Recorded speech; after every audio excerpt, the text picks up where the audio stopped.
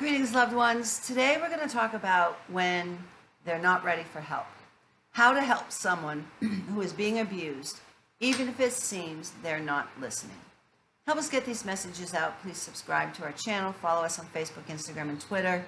Hit the like button and the notification bell, and please share these messages with others because you never know, just by doing so, you could save a life. Your sister, best friend, coworker, or neighbor discloses to you that they are having relationship difficulties. With a bit more digging, you come to learn that these difficulties are actually domestic abuse, psychological, emotional, verbal, sexual, and there may even be physical violence occurring. Your heart drops, your anger level rises, you jump into advice-giving mode. This is what you're going to do now, you say, and you begin counseling your friend on how to leave their partner. A week later, she acts like the conversation the two of you had never happened. Everything's fine, she says, but your instincts tell you otherwise. Frustrated, you don't know whether you should let it drop or keep pushing them to talk about it. After all, it could be a matter of life and death. Sue Villillo, Executive Director at Choices for Victims of Domestic Violence in Ohio, explains why well-intentioned offers to help from loved ones can sometimes go unheeded by survivors. She says, leaving is often the most dangerous time in a relationship with intimate partner violence, and it's unlikely that the person making the offer knows everything about the situation. When leaving an abuser, a victim needs to consider children, family, income, transportation, housing, and most of all, safety. Most abuse involves psychological abuse tactics, which may mean survivors believe they are dependent on their abuser for a number of things like support, self-worth, money, basic survival needs, or whatever.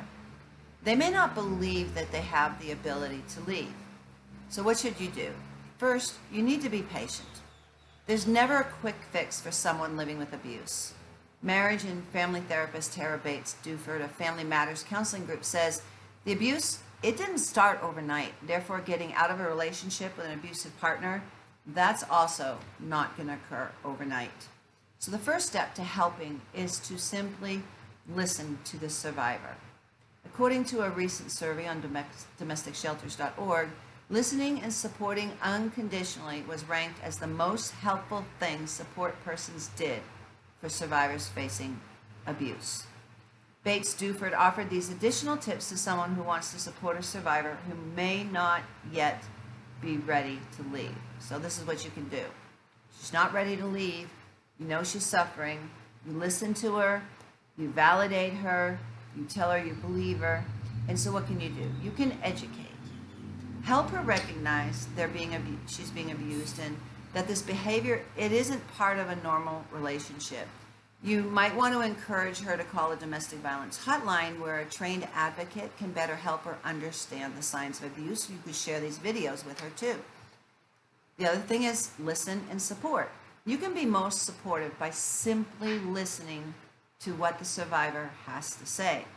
Remember that abuse is not an easy subject to discuss, so recognizing the strength involved in telling her story is really important.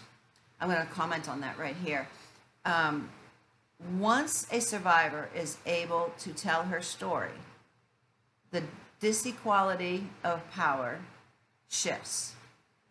It's almost like the abuse doesn't have the control over her when she can give her testimony.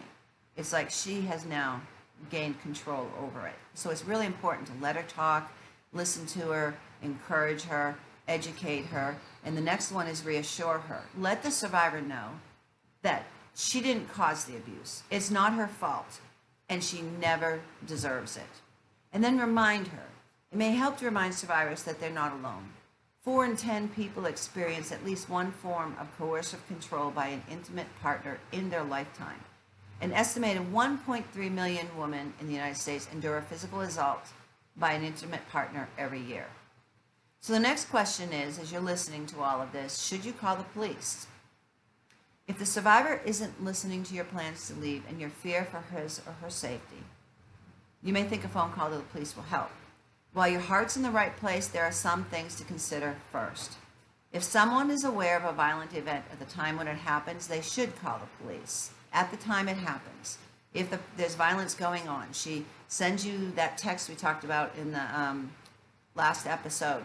The word elephant shows up a text message. That's your word that says she's in trouble. Then I would call the police in the moment. So, for instance, we'll give an example here. The survivor calls you and says her abuser is currently abusing her, is angry, has a weapon, or is threatening her or children. Ask her if she has or can call the police. If not, offer to make that call for her.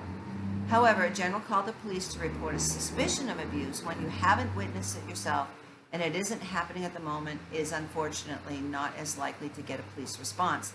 And if it does, this could further endanger or alienate the person being abused from you. If you are struggling with whether someone you care about is experiencing domestic violence, call a local or national domestic violence hotline to speak with someone about the unique situation.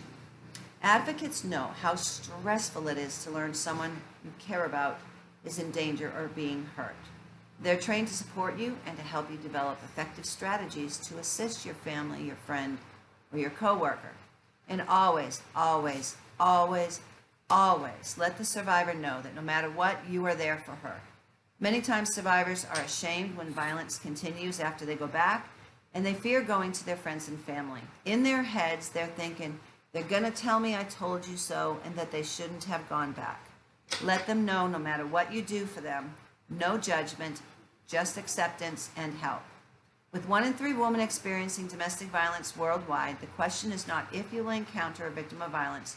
The question before God is, what will you do when you do encounter them? You could be the person who saves a life. You are called, we are all called to be champions of justice. Those who suffer violence need to know that those who love them and those who don't even know them will step out, reach out to them, give them the help and the courage they need to leave before it's too late. So, again, please help us get these messages out. Subscribe to our channel. Follow us on Facebook, Instagram, and Twitter. Hit the like button and the notification bell, and please share these messages with others. That's the whole purpose of doing these, so people will know. So, just by doing so, you could save someone's life. If you are a victim of violence, I want you to listen to me. You have been lied to over and over and over and over. And I want you to hear the truth. And the truth is that you are valued. You are loved. You are intelligent. You are beautiful, unique. God doesn't want you to suffer violence. He wants you to live free from violence in peace and tranquility. And there is a way out. It is not your fault, and abuse is not love. If you're a victim of violence, please reach out to someone. If you find yourself in a dangerous situation, please call 911.